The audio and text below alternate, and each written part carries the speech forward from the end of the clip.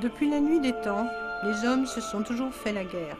D'abord entre membres d'une même famille, puis entre compatriotes et enfin entre nations. Pourtant, le point de départ de tous ces conflits réside peut-être plus profondément dans la nature même de la condition humaine, dans les replis profonds, impénétrables du cœur humain. On dit que le premier affront au libre arbitre fut commis avant même le premier voyage de l'embryon, avant même la création de la Terre elle-même, dans l'avant-vie des âmes voguant dans les espaces célestes. L'aube de la guerre, selon certains, a été créée par un ange déchu, coupable d'avoir opposé son orgueil à Dieu. Dans l'ancienne Babylone, à une époque tellement lointaine, on ne sait exactement de quel millénaire il s'agit, on commença la construction de la tour de Babel. Ce devait être la plus grande réalisation de la race humaine. Une tour si haute que son sommet toucherait les cieux et qui prouverait ainsi au monde la supériorité de leur race.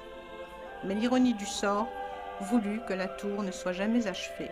Le temps passa, les nations chutèrent, puis vint l'âge des machines, et une fois encore, l'ingéniosité de l'espèce qui dominait toutes les autres révéla ce qui était à l'époque la réalisation la plus monumentale jamais imaginée. La plus grande machine jamais construite, une machine tellement gigantesque et tellement révérée, avant même sa première démonstration, qu'un seul nom pouvait lui convenir, le Titanic. Le 10 avril 1912, il prit la mer.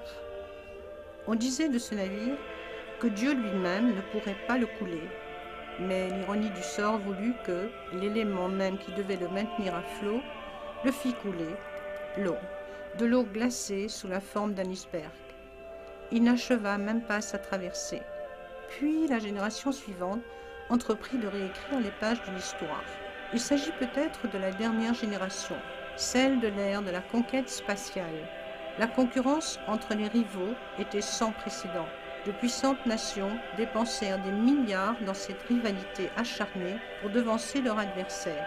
L'Union soviétique mit le premier animal, le premier homme. Elle comptabilisait 5 fois plus d'heures dans l'espace que les États-Unis.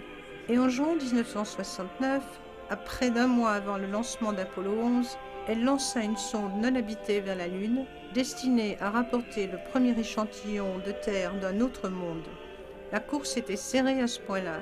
Si la sonde non habitée ne s'était pas écrasée sur la surface de la Lune, l'Union soviétique aurait rapporté le premier caillou lunaire sur Terre. Richard Nixon, président des États-Unis à l'époque, tint les propos suivants au sujet du dernier exploit humain. C'est la semaine la plus incroyable depuis la création, le plus grand événement depuis la création des océans, depuis l'origine de l'univers lui-même, depuis la conception et la formation du délicat œil humain par lequel toutes les choses sont perçues. C'était un engin volant avec ses 2 passagers, atterrissant sur la surface de son voisin céleste et regagnant son point de départ. Encore une fois, l'ironie du sort tient à cette grande fanfaronnade des hommes. La construction de la plus haute tour, dans le seul but de se distinguer des autres, ne fut jamais achevée. L'incroyable machine que Dieu lui-même ne devait pas pouvoir toucher ne termina jamais son premier voyage. Et finalement, la plus grande réalisation de l'humanité, l'orgueil de tout un peuple, l'événement de l'histoire de l'humanité qui suscite le plus de fierté, l'homme sur la Lune. 20 ans plus tard, avec des années de retard sur le planning fixé, le même programme spatial ne parvenait toujours pas à mettre en orbite autour de la Terre un télescope avec un objectif qui fasse une mise au point correcte. Et pourtant, 2 années plus tôt, une mission 100 fois plus compliquée réussit à la première tentative. Grâce à une analyse approfondie des motivations de la diligente administration Nixon, grâce à un examen critique de la couverture médiatique, entièrement contrôlée par le gouvernement, et à de nouvelles images inédites de l'équipe d'Apollo 11, mettant en scène une partie de leur mission, nous souhaitons vous présenter en détail ce qui pourrait bien être la plus grande conspiration gouvernementale de tous les temps.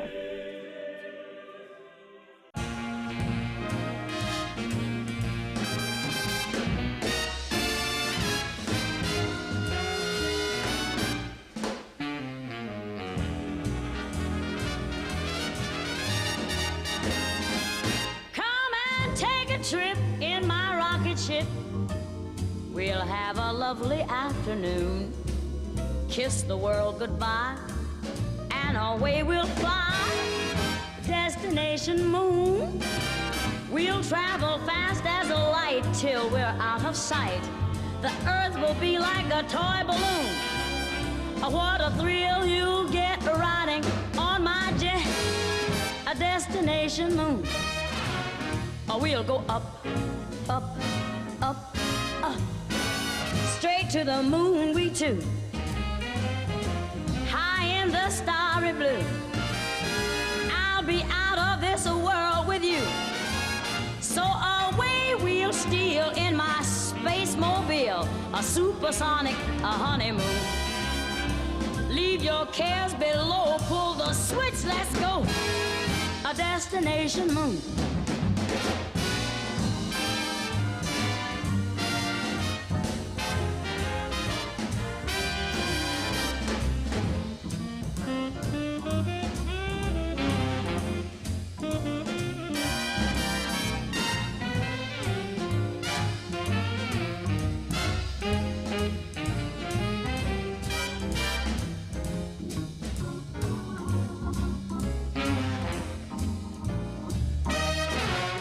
We'll go up, up, up, up, straight to the moon we two.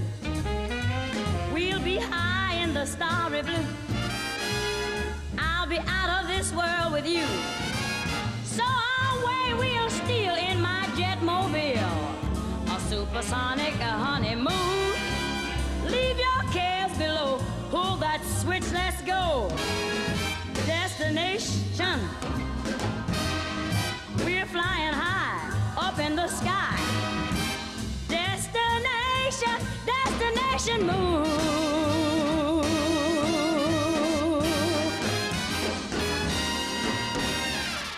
Dr Von Braun, d'après vous, où en sommes-nous par rapport aux Russes et pensez-vous que nous pourrons jamais rattraper leur avance? Je suis convaincu que dans le domaine spatial, les Russes sont en avance sur nous, en particulier en matière de capacité de transport de large masse, et qu'en ce moment, notre problème n'est pas tant de les rattraper, mais tout d'abord d'atteindre la vitesse de travail dont ils ont déjà fait preuve. Lorsque nous arriverons à courir aussi vite qu'eux, il restera encore un énorme fossé entre nous et eux, et seul l'avenir nous dira si nous arriverons à combler ce fossé. Nous ne pouvons pas et n'entrerons jamais pleinement dans cette course tant que nous aurons des objectifs à court terme. Nous ne devons pas nous fixer de terme à nos objectifs. Le terme de nos objectifs doit être porté aussi loin que nous pouvons l'imaginer à tout moment. Mais pour l'instant, nous avons besoin d'un programme sur 10-12 ans dont le but ultime est d'assurer la présence de l'homme dans l'espace, faute de quoi nous aurons de sérieux problèmes. Je pense qu'avant la fin de cette décennie, cette nation doit s'atteler à l'objectif d'envoyer un homme sur la Lune et le ramener sain et sauf sur Terre. Nous devons assurer notre prééminence dans l'exploration pacifique de l'espace en nous concentrant au cours de cette décennie sur la réalisation d'une expédition vers la Lune. T-minus 60 seconds and counting. We passed T-minus 60. 55 seconds and counting. Neil Armstrong reported back when he received the good wishes. Thank you very much. We know it will be a good flight. Good luck and Godspeed. 40 seconds away from the Apollo 11 liftoff. All the second stage tanks now pressurized. 35 seconds and counting. We are still go with Apollo 11. 30 seconds and counting. Astronauts report it feels good. T-minus 25 seconds. 20 seconds and counting. T-minus 15 seconds. Guidance is internal. 12, 11, 10, 9. Ignition sequence start. 6.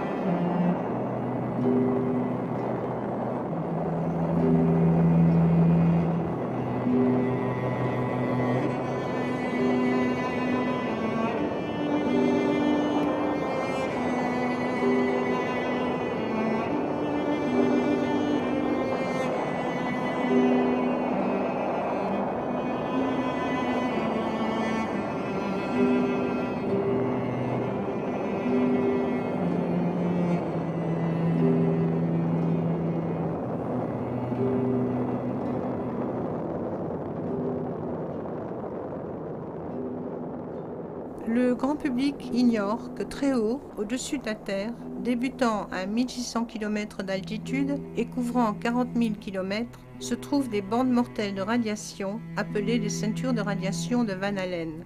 Toutes les missions spatiales habitées de l'histoire, menées par les États-Unis comme par l'Union soviétique, depuis la première en 1961 jusqu'à présent, sont toujours restées bien en deçà de ce champ de radiation mortelle. Mercury, Gemini, Soyuz, Skylab, la navette spatiale, toutes ont maintenu des altitudes bien en deçà des 1600 km, toutes sauf Apollo. Les soviétiques plus expérimentés avaient passé 100 heures dans l'espace pour chaque tranche de 20 heures pour les Américains. Afin de survivre la traversée d'1 heure et demie de ce champ de radiation, étape nécessaire pour atteindre la Lune et en revenir, il fallait un blindage en plomb solide pour protéger les astronautes de l'exposition aux radiations externes. L'énorme fusée Saturn V, utilisée par Apollo, mesurait déjà 35 étages de haut et pesait autant qu'un navire de guerre.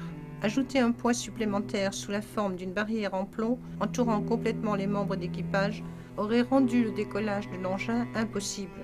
C'est pourquoi les Soviétiques, pourtant plus en avance que les Américains, se sont seulement contentés d'envoyer une sonde non habitée sur la Lune. Le blindage le plus étroit du vaisseau spatial Apollo mesurait moins de 3 mm en aluminium léger. En 1998, la navette spatiale vola à une altitude de 563 km, l'une des plus hautes altitudes jamais atteintes, soit des centaines de kilomètres en deçà du début de ce champ de radiation si intense. Malgré la distance à laquelle ils se trouvaient, les astronautes, engoncés dans leur combinaison à l'intérieur de leur vaisseau spatial, virent à travers leurs yeux fermés des éclairs de lumière qu'ils décrivirent comme des étoiles filantes. Éclairs provoqués par le passage successif de la radiation à travers le blindage du vaisseau, à travers leur combinaison, leur crâne, mais aussi la rétine de leurs yeux fermés. CNN publia donc le compte-rendu suivant, faisant état de la surprise de la NASA. Ces électrons qui font en ce moment l'objet d'études pourraient non seulement avoir un effet important sur les satellites, ce qui s'est déjà produit dans le passé, mais pourraient également affecter les astronautes en émettant de fortes doses de radiation nuisibles à leur santé. Les électrons peuvent pénétrer à travers divers matériaux, y compris les combinaisons des astronautes, et peuvent en fait passer au travers des murs de la station spatiale et créer de fortes charges au cœur même de ces objets. Le président Kennedy, qui avait une formation de politicien et non de scientifique, a fixé le but irrévocable d'envoyer un homme sur la Lune avant la fin des années 60. Cela dit, quelques jours seulement après que le premier homme ait passé 16 minutes dans l'espace sans même avoir réalisé une seule orbite autour de la Terre. Nous choisissons d'aller sur la Lune pendant cette décennie et d'accomplir toutes ces autres actions, non parce qu'elles sont faciles, mais justement parce qu'elles sont difficiles.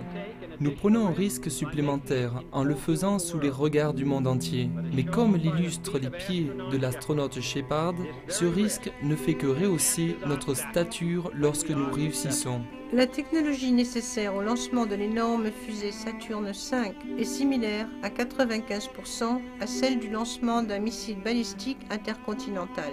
Lorsque l'Union soviétique lança le premier satellite de l'humanité, le Spoutnik, en 1957, les États-Unis redoutèrent alors que les Russes ne conquièrent l'espace avant eux et qu'ils n'utilisent cet avantage pour lancer la première attaque nucléaire depuis une orbite placée très haut au-dessus de l'Amérique du Nord.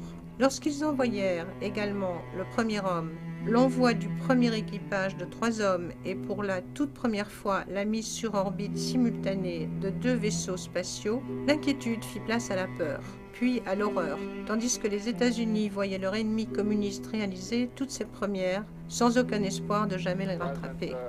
Monsieur le Président, un membre du Congrès a fait part aujourd'hui de sa lassitude de voir les États-Unis à la traîne de la Russie dans le domaine spatial. J'imagine qu'il exprime ainsi un sentiment partagé par beaucoup. Dans quelle mesure est-il possible que nous rattrapions et peut-être même dépassions la Russie dans ce domaine? Quel que soit le degré de lassitude de chacun, et personne n'est plus excédé par cette situation que moi-même, il est clair que cela va prendre un certain temps et que nous devons nous faire à cette situation.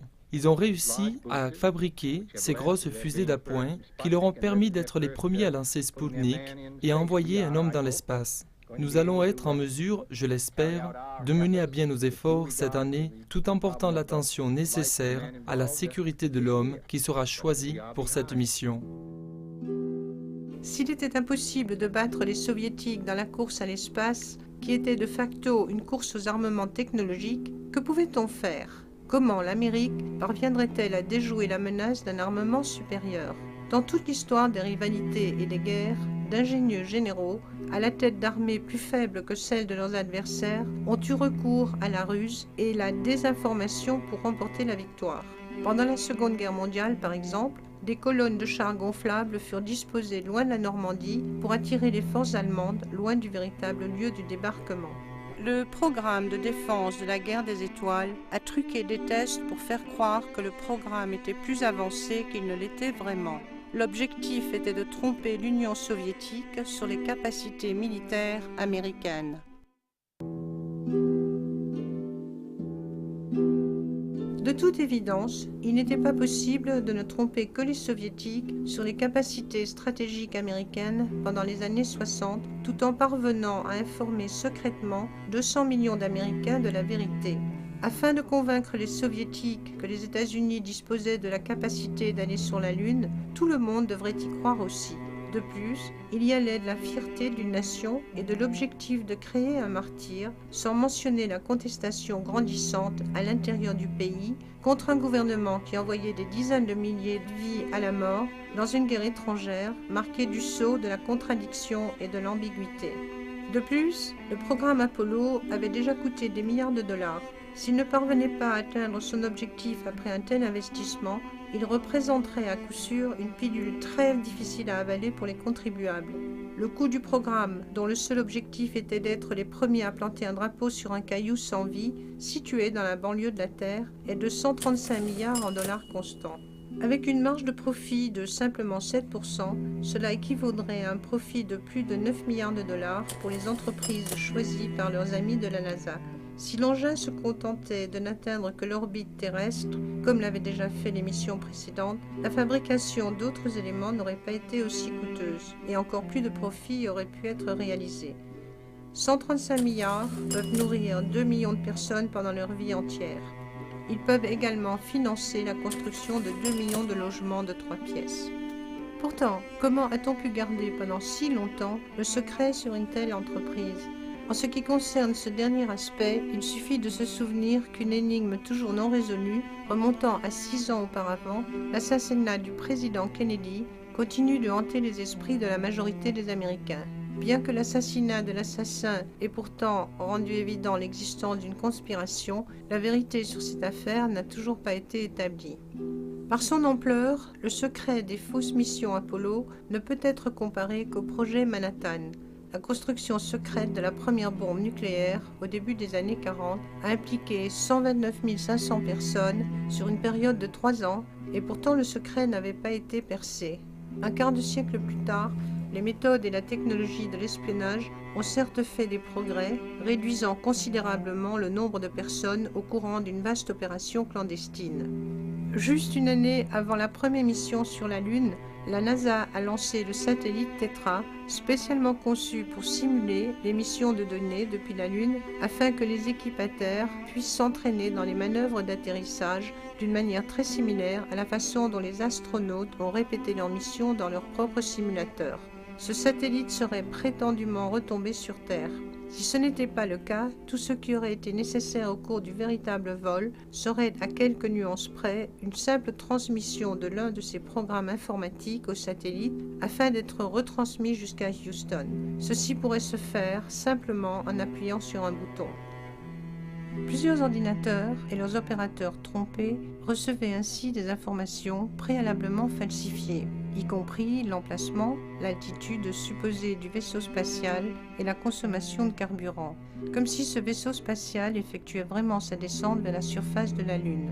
Le fait que le programme Apollo était tellement divisé entre différents départements avec plusieurs sites de construction et de tests répartis dans tout le pays, peu de personnes avaient une vue d'ensemble du projet. Et pour la première fois, il n'y eut pas de couverture médiatique indépendante d'un tel événement historique. Toutes les images et les sons distribués au public furent strictement contrôlés et visionnés à l'avance par le gouvernement fédéral, pour être ensuite diffusés sans autre vérification jusqu'à ce jour. Car qui aurait pu penser que l'invraisemblable n'était pas seulement possible, mais absolument vrai?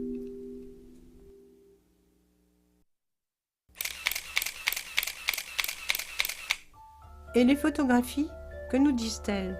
Notre bureau a demandé à 3 reprises au Bureau des Relations publiques de la NASA de lui fournir toutes les photos prises par les astronautes sur la surface de la Lune pendant le voyage inaugural d'Apollo 11. Nous avons reçu de nombreuses photos en double exemplaire. En tout, moins d'une vingtaine de photos furent retrouvées, même après une enquête sur le terrain, dans les locaux du Bureau des archives de l'Agence spatiale. Cela est plutôt surprenant, compte tenu de l'importance historique de l'événement.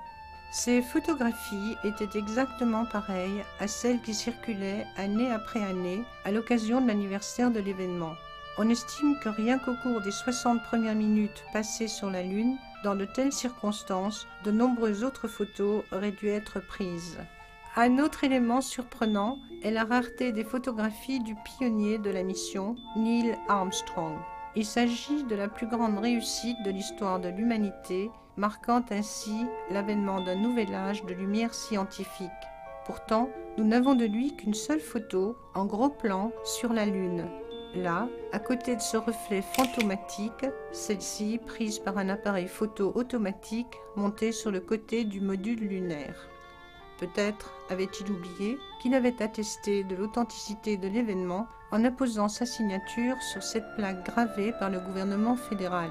En fait, plus de 30 ans après cet événement, mis à part la conférence de presse initiale de la NASA et les quelques brefs discours occasionnels faits lors de l'anniversaire des événements, au cours desquels peu de questions étaient autorisées. Il n'a jamais accordé d'interview filmée à personne, à aucun moment. D'un point de vue analytique, il faut avoir une bonne connaissance du jeu des lumières et des ombres si l'on veut rechercher des anomalies photographiques. Lorsque les objets sont éclairés uniquement par le soleil, comme sont censées l'être toutes les scènes sur la Lune, le matériel d'éclairage est non seulement impossible à utiliser, il est également inutile en plein soleil et dans ce cas, quel que soit l'endroit où l'on se trouve, toutes les ombres sont parallèles les unes aux autres et ne se croisent jamais, comme l'illustre cet exemple. Sur les photographies rarement vues, obtenues auprès d'un site d'archives de la NASA, rarement utilisées, il est clair que ces scènes sont éclairées à l'aide d'une lumière artificielle. Ces ombres, qui se dessinent selon des angles différents, prouvent le recours à une seconde source de lumière. De plus, le soleil ne pourrait causer une tache de lumière isolée comme celle-ci. Seule une lumière artificielle le pourrait. Là encore, des ombres qui se croisent et une autre tache de lumière. Et la même chose encore, ici et là. Il est simplement impossible que cette image ait été prise sur la Lune à la lumière du soleil. Ici, les ombres apparaissent aussi noires que dans un four. Et pourtant, là, alors qu'il est complètement dans l'ombre, l'astronaute est éclairé comme un sapin de Noël. Comment est-ce possible? Et cela sur la face ombragée du module lunaire? Sur cette photographie agrandie d'Apollo, cette pierre ressemble beaucoup à un accessoire en papier mâché à cause de ce pli ici sur lequel on peut voir la lettre C. Dans les diffusions ultérieures de la même image, la lettre a disparu. Elle aura probablement été effacée lors du travail d'édition. Ici, un réticule, probablement imprimé sur l'image directement à partir de la plaque du film et qui devrait donc toujours apparaître au-dessus des objets de la photographie. Apparaît derrière l'objet dans cette scène, montrant clairement que cette photo est un montage de 2 photos. Quelqu'un a apparemment oublié de créer un cratère de mise à feu sous le moteur de poussée de plus de 4500 kg du module lunaire. Pourtant, durant les tests au sol, on s'était vivement inquiété du risque que le véhicule spatial aurait pu tomber dans le trou créé par le moteur lors de sa descente. Dans ces agrandissements, on dirait que le module lunaire a simplement été placé là. Il n'y a même pas le moindre grain de poussière lunaire sur la plateforme d'atterrissage. Tous les vols spatiaux suivants se devaient donc de présenter la même anomalie, laquelle fut expliquée par l'effet de l'absence d'atmosphère. Et les étoiles dans tout cela? Sur la Lune, où il n'y a pas d'atmosphère, elle devait constituer un spectacle incroyable. Pourtant, dans toutes leurs missions, les astronautes n'en font que très rarement mention. Il est certain que créer une peinture murale avec toutes les constellations correctement placées dans le ciel aurait été virtuellement impossible à réaliser avec précision, et encore moins de manière réaliste. Un astronome amateur compétent aurait été capable d'attirer l'attention sur la moindre erreur de position. La solution ? Ne parler des étoiles à aucun moment. Dans la conférence de presse de retour sur Terre, ce fut la seule question à laquelle Neil Armstrong répondit en disant qu'il ne se souvenait plus. En regardant le ciel, avez-vous pu voir les étoiles dans la couronne solaire malgré l'éblouissement ? Nous n'avons jamais réussi à voir les étoiles à l'œil nu, sans matériel optique, depuis la surface de la Lune ou sur la face éclairée de la Lune. Je ne me souviens pas avoir vu d'étoiles lorsque nous photographions la couronne solaire. Je ne me souviens pas d'en avoir vu.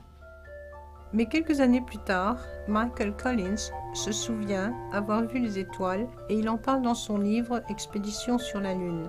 Il semble que sa mémoire s'est améliorée avec l'âge. Pourquoi les étoiles n'apparaissent-elles sur aucune photographie ?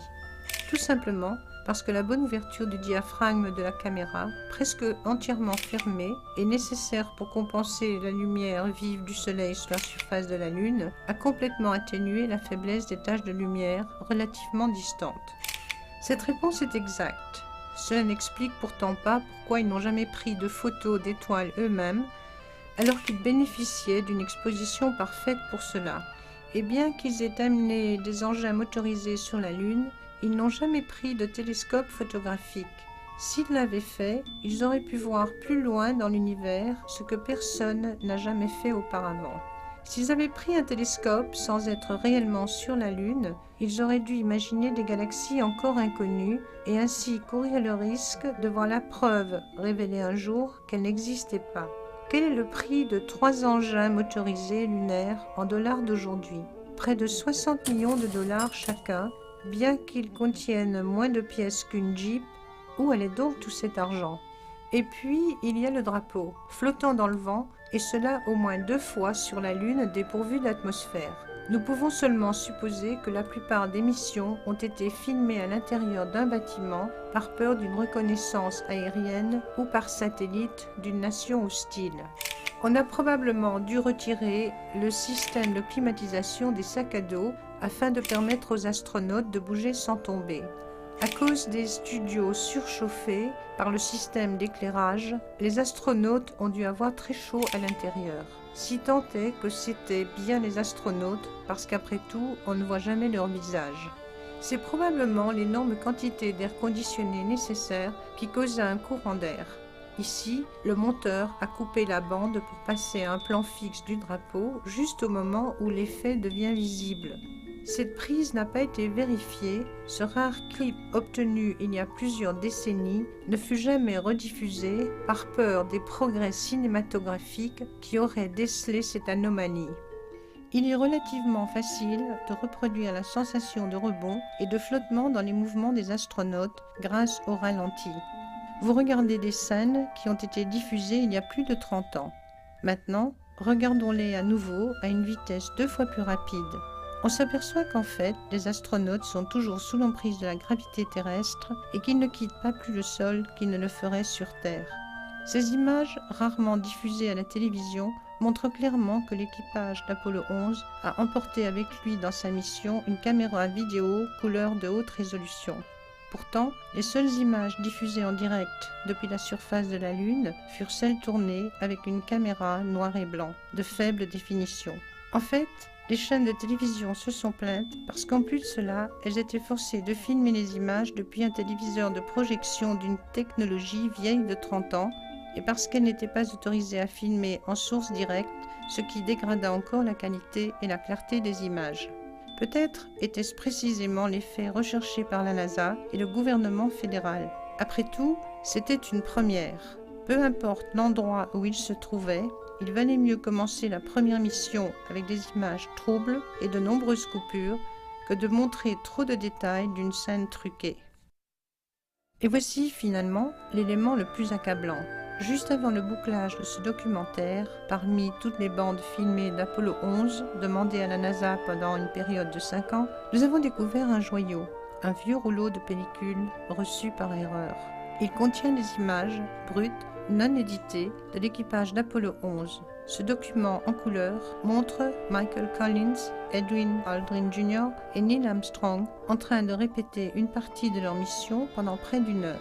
Il contient également des enregistrements audio exceptionnellement clairs, des discussions en coulisses sur les techniques utilisées afin de produire une image truquée représentant la Terre à distance dans le but de convaincre le téléspectateur de l'authenticité d'un voyage au-delà de l'orbite terrestre et de la possibilité pour les astronautes de survivre au passage du champ des radiations des ceintures de Van Allen.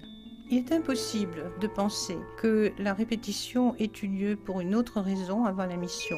Le rouleau est lui-même découpé par la claquette cinématographique et il est daté des 18, 19 et 20 juillet 1969, les jours de la mission où ils étaient censés approcher et atteindre l'orbite de la Lune. De plus, il est évident qu'ils se trouvent dans une véritable gravité zéro à bord du véritable vaisseau spatial, détail nécessaire pour convaincre les médias de l'authenticité du voyage, mais certainement pas plus loin que l'orbite de la Terre, comme vous allez le voir. Dans cette bande totalement inédite, non seulement la conversation radio entre les astronautes et la salle de contrôle de Houston est audible, mais il y a également en arrière-plan une conversation privée entre l'équipage et un mystérieux souffleur qui rappelle aux astronautes ce qu'ils doivent dire, quand ils doivent parler et comment manipuler la caméra pour obtenir le trucage recherché. La NASA affirme que les transmissions de Houston étaient les seules à parvenir aux astronautes. Écoutez maintenant la salle de contrôle à Houston lancer une conversation avec l'équipage. Il est évident que les astronautes sont trop préoccupés par les trucages en coulisses pour répondre. Quelques instants passent et l'erreur est relevée par une troisième personne mystérieuse qui les appelle rapidement et leur dit « Parlez ». Immédiatement après, Neil Armstrong parle. Hello, Apollo 11. Houston, Goldstone says that the TV looks great. Over.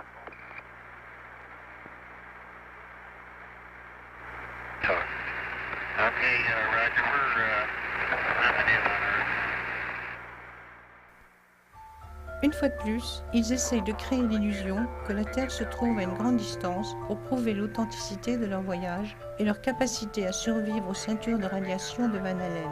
Il ne faut pas oublier non plus que seulement 20 secondes environ de ces images brutes ne furent jamais diffusées au public et que ces conversations sur la supercherie étaient censées rester privées. Elles le sont restées jusqu'à présent. Ici, ils discutent du fait que ces transmissions télévisées ne furent pas diffusées en direct, contrairement à ce que tout le monde a cru. Elles étaient tout d'abord visionnées et éditées pour être diffusées en différé plus tard. Roger, Neil, we just wanted a narrative such that we can, when we get to playback, we can sort of correlate what we're seeing. Thank you very much. Ici, ils discutent du fait qu'ils ont éteint les lumières et ont bloqué ainsi la pénétration de la lumière du soleil dans le vaisseau spatial par les autres fenêtres afin d'empêcher tout reflet d'éclairer le mur du vaisseau au premier Very plan. good. Well, we shut out the sun coming in some of the other windows into the spacecraft, so it's looking through the number one window, and there isn't any reflected light. En réalité, ils firent cela pour que la vérité de l'affaire ne soit pas révélée. Cette vérité, la voici. Bien que le gouvernement fédéral veuille vous faire croire qu'il s'agit d'une vue de la Terre depuis la fenêtre du vaisseau spatial en phase d'approche de la Lune, ce n'est pas le cas. Ils ont ingénieusement placé la caméra à l'arrière du vaisseau spatial et centré l'objectif sur une fenêtre circulaire au premier plan, à l'extérieur de laquelle on peut voir la Terre en orbite basse. La circonférence de la fenêtre semble donc être le diamètre de la Terre vu de loin, et les murs foncés du vaisseau font croire au vide sidéral qui l'entoure. C'est pourquoi il voulait que l'intérieur soit sombre et empêcher le soleil de pénétrer par les autres fenêtres. Ici, vous pouvez voir que cette fenêtre a une épaisseur de près de 5 cm à sa base. C'est parce que le rayonnement de la Terre pénètre à l'intérieur par le bas. Cela provoque également la forme irrégulière de la Terre parce que vous voyez l'extérieur de la fenêtre en bas et l'intérieur de la fenêtre en haut qui, ensemble, forment deux moitiés de taille différente d'un même cercle. Par la suite, cette prise ne fut jamais utilisée. Lorsqu'ils ont amélioré cette prise de vue, un morceau de matériau noir, en forme de croissant, fut inséré légèrement dans la fenêtre pour créer l'illusion de la ligne du terminateur terrestre qui sépare le jour et la nuit. C'est étonnamment convaincant.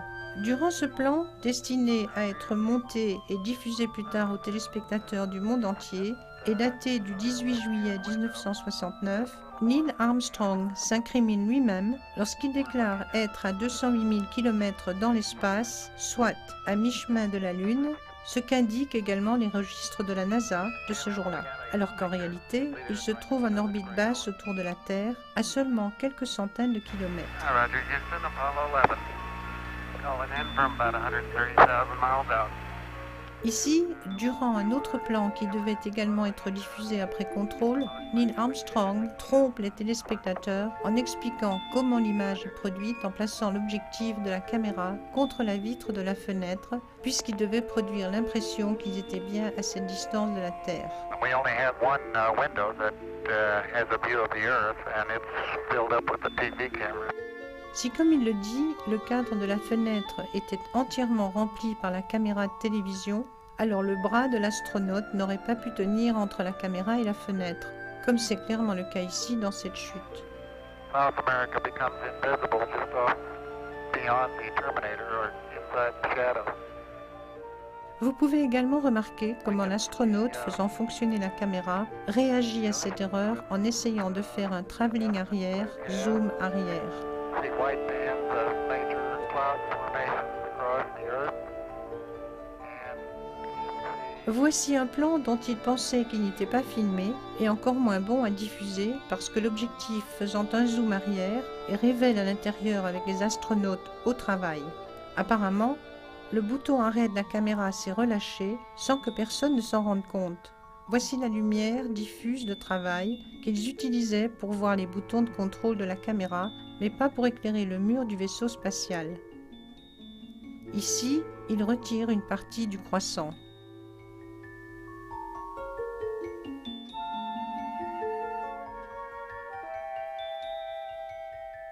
Finalement, le diaphragme s'ouvre et par la fenêtre, vous voyez l'emplacement de la caméra et la Terre très brillante et toute proche. Voici la claquette cinématographique du 19 juillet et le même trucage le 19 juillet. Puis, le 20 juillet et la même image truquée le 20. Plus tard, dans la soirée, on annonça qu'ils avaient marché sur la Lune. Comment est-ce possible alors qu'ils étaient dans l'orbite de la Terre encore 9 heures auparavant et que la Lune est à quelques 3 jours de voyage? De plus, s'ils étaient vraiment allés sur la Lune, pourquoi auraient-ils simulé certains faits? Pourquoi ce trucage par la fenêtre? En faisant semblant d'être à mi-chemin de la Lune, il devient évident qu'ils ont fait cela parce qu'ils ne pouvaient même pas en atteindre la mi-chemin. Cela confirme ainsi que l'obstacle rédhibitoire à la route du succès était les radiations mortelles des ceintures de radiation de Van Allen. Puisque les missions ultérieures des 40 mois suivants utilisèrent le même équipement, aucune d'entre elles n'a donc pu atteindre la Lune. Ils ont seulement amélioré leur habilité à mettre en scène ces missions. Lors de la projection télévisée de la seconde mission de l'homme sur la Lune, des téléspectateurs téléphonèrent aux chaînes de télévision pour se plaindre de l'interruption des rediffusions de la série I Love Lucy. Il apparut clair que, pour les contribuables, une seule mission suffisait. Mais ce n'était pas assez pour le gouvernement, ni les entreprises ayant obtenu des contrats. Quelle heureuse coïncidence que la mission suivante met en jeu des questions de vie et de mort, Apollo 13. Maintenant, le public allait prendre plus au sérieux les missions vers la Lune et se replongerait dans cette histoire passionnante. Nous nous rendons compte maintenant que la raison pour laquelle Neil Armstrong n'a jamais accordé d'entretien filmé est peut-être parce qu'il ne veut plus mentir. Quelle menace aurait été proférée contre des hommes aussi respectables ou contre leur famille pour s'assurer de leur coopération réticente et plus tard du silence sur cette heure encore sombre de l'histoire américaine. Le plus haut responsable de la NASA, James Webb, démissionna sans donner d'explication, quelques jours seulement avant la première mission Apollo. Pourquoi alors qu'il était sur le point d'accomplir la plus grande réalisation de sa carrière? Les 3 astronautes d'Apollo 11 ont tous démissionné peu de temps après leur retour. Lors du 25e anniversaire de l'événement, Neil Armstrong fit une rare apparition publique et retint ses larmes lorsqu'il prononça ces quelques brèves remarques mystérieuses devant la prochaine génération de contribuables en visite à la Maison-Blanche. Nous avons aujourd'hui avec nous un groupe d'étudiants qui compte parmi les meilleurs des États-Unis. Nous vous disons, nous avons seulement accompli le début. Nous vous laissons avec beaucoup à faire. De grandes idées restent encore à découvrir, des découvertes à la portée de ceux qui peuvent abattre les remparts de la vérité.